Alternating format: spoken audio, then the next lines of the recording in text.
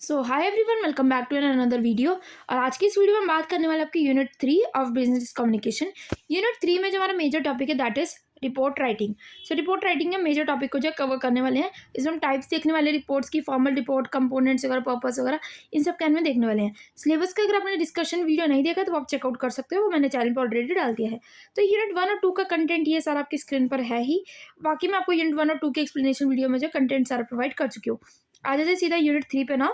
So yes, this is at unit 3 that is report writing. Report जो है report writing जो है एक हमारा फंडामेंटल स्किल है in business and academia. Academia provide करते हैं हमारे को एक स्ट्रक्चर्ड वे, ताकि हम कम्युनिकेट कर सकें अपने फाइंडिंग्स को, इनसाइट्स को, रिकमेंडेशंस को based on the research. And reports जो है वो जनरली यूज़ की जाती है for the various purposes, include करना डिसीजन मेकिंग, डॉक्यूमेंटिंग प्रोग्रेस और प्रोवाइडिंग एनालिसिस।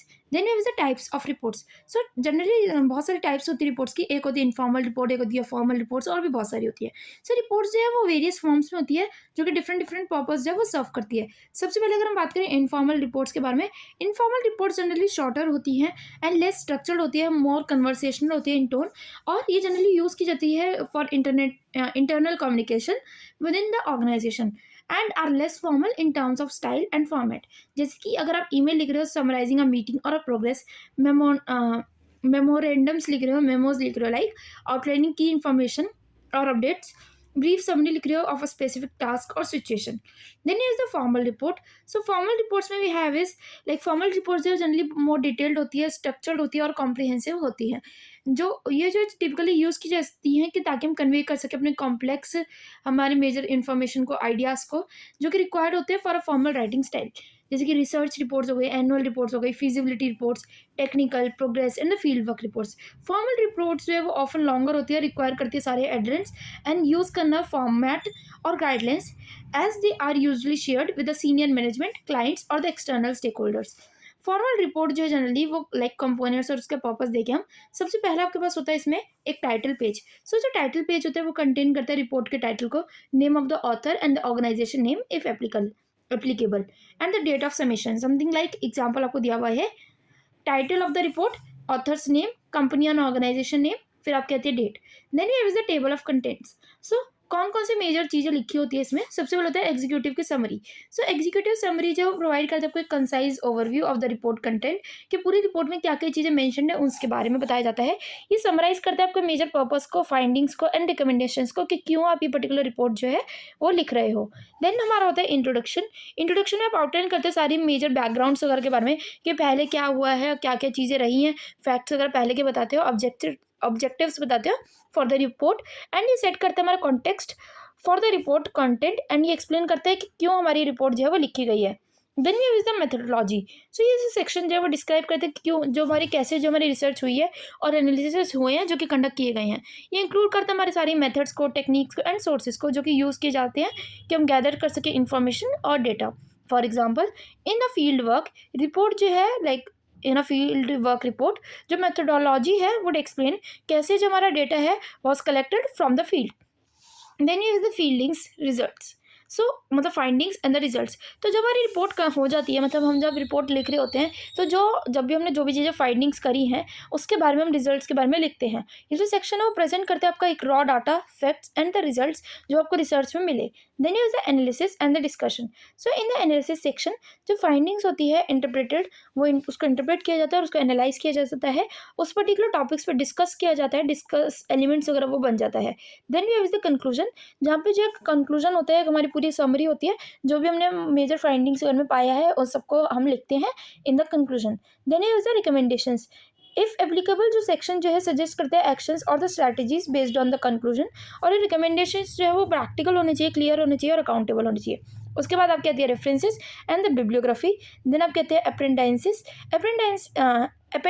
हाँ, अपेंडाइसिस ये इंक्लूड करता है आपका एडिशनल मटेरियल जो कि सपोर्ट करे आपके रिपोर्ट को, बट इज टू डिटेल्ड और lengthy to include in a main body, such as a raw data, detailed charts और द सप्लीमेंट्री इन्फॉर्मेशन। देन ये the purpose of a formal report. So purpose क्या होता है हमारी formal report का? सो ये communicate करता है हमारी इन्फॉर्मेशन को, एनालाइज डाटा को and make recommendation and help करता है in the decision making.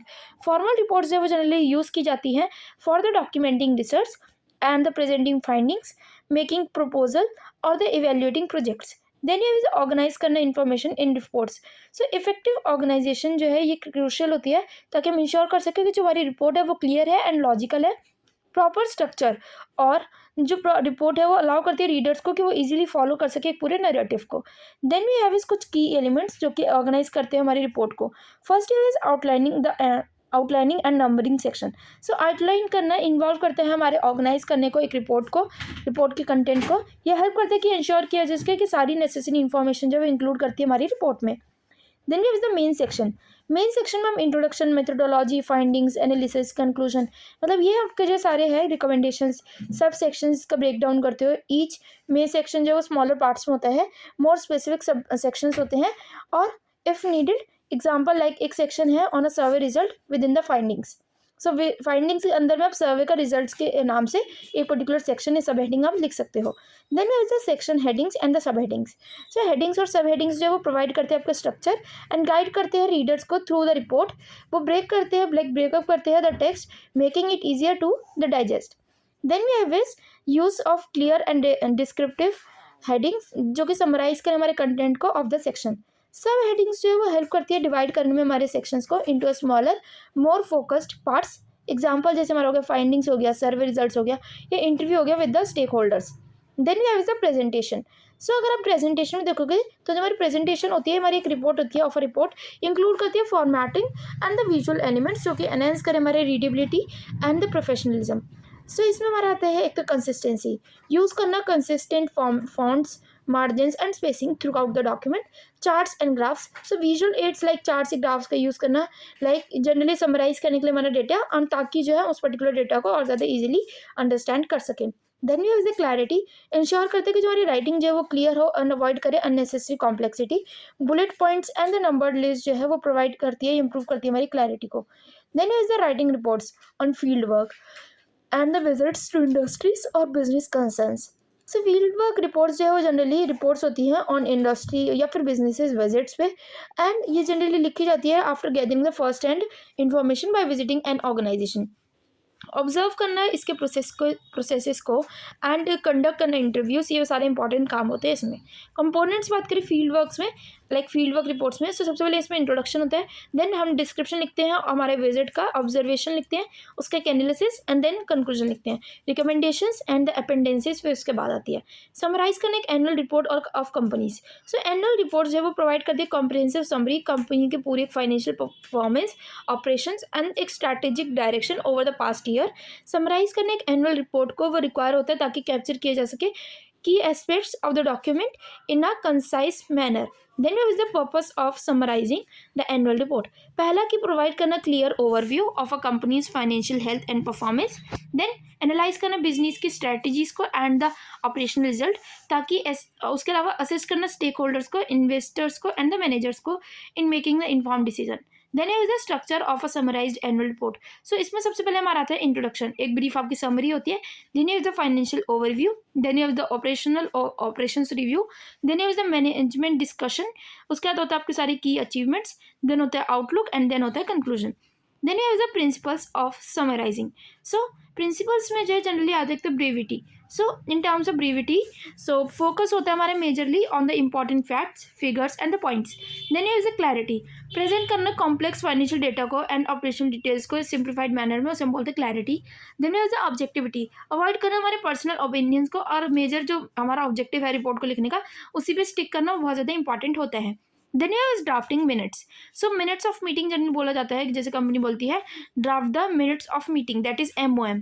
So drafting of minutes of meeting is generally like minutes are informal writing records of meetings. ये सर्व करते हैं as an official record of the discussion कि उस particular meeting में क्या क्या ऑफिशियल डिस्कशंस हुए थे, एक्शंस लिए गए थे ड्यूरिंग द मीटिंग, वो सब कुछ याद रखना पड़ता है, तो उसके लिए जो मिनट्स ऑफ मीटिंग जनरली लिखे जाते हैं। Then you have is the key components of minutes. So heading include करती है हमारे, includes the meeting title, date, time, location and the participants कौन कौन रहे थे। देन हम देखते हैं approval of the previous minutes कि क्या क्या जो है अप्रूवल रहे थे, एंड एजेंडा आइटम्स क्या क्या रहे हैं, डिसीजन क्या क्या बनाए गए हैं, एक्शंस और रिस्पॉन्सिबिलिटीज़ क्या क्या किसके द्वारा ली गई है, एंड नेक्स्ट मीटिंग जो है कब होगी, एंड देन एडजर्नमेंट की टाइम और मीटिंग जो है वो कब कंक्लूड हुई। उसके बाद होता है हमारा टिप्स ऑफ राइटिंग मिनट्स। कौन कौन सी टिप्स होती हैं, क्योंकि ये तो आपको सबसे ज़्यादा पता ही होनी चाहिए, इंपॉर्टेंट होती है अगर आप किसी भी जॉब वगैरह में जाए इस पर्टिकुलर लेवल पे काम करते हो तो। सो टिप्स कौन कौन सी होती है? फर्स्ट, आपको कंसाइज होना पड़ता है इसके लिए। आप ये नहीं है बहुत ज़्यादा कॉम्प्रिहेंसिव नहीं लिख सकते कि आपने एक लाइन लिखी, 2, 3, 4 ऐसे नहीं लिख सकते हो। आपको जैसे इस टाइप से लिखना पड़ेगा, लाइक फर्स्ट पॉइंटर क्या ये डिस्कस हुआ, सेकंड पॉइंटर ये चीज़ें जो नेक्स्ट के लिए अलाइन हुई है, थर्ड पॉइंटर की क्या-क्या चीज़ें जो है वो ऑलरेडी हो चुकी है या फिर उसको जो हमारे को मेजर टारगेट करना है, तो वो आपको जो है मेजर चीज़ें रखनी होंगी। उसके बाद वी हैव इज़ फोकस रखना है आपको on actions, decisions and the responsibilities, not on word for word dialogue. आपको वर्ड्स वगैरह याद नहीं रखते, आपको मेजर याद रखने होते हैं कि कौन-कौन सी मेजर चीज़ें रिस्पॉन्सिबिलिटीज़ वगैरह ली गई हैं। रिकॉर्ड करना वर्ड्स वगैरह को कि किसी ने अगर वोटिंग वगैरह हुई है, तो कौन पर्टिकुलर किस पर्टिकुलर टॉपिक पे जीता है और उस पे क्या-क्या चीज़ें अब डिसीजंस आगे लिए जाएँगे। कंक्लूजन में हम यही कह सकते हैं कि जो रिपोर्ट राइटिंग होती है, ये हमारा एक वाइटल स्किल होती है, जो रिक्वायर करती है हमारी understanding of structure, clarity and the purpose. So with this we are ending this video here only. Video informative और हेल्पफुल लगे तो वीडियो को लाइक कर देना, चैनल को कर लेना सब्सक्राइब, एंड कोई भी क्वेरी होती है तो आप कमेंट से भी बता सकते हैं। उसके अलावा नेक्स्ट हम बात करने वाले अपने नेक्स्ट यूनिट के बारे में, that will be unit 4 now. And अगर आपको वीडियो इन्फॉर्मेटिव और हेल्पफुल लगे तो वीडियो को लाइक करके चैनल को सब्सक्राइब जरूर कर देना। Thanks for watching, bye bye.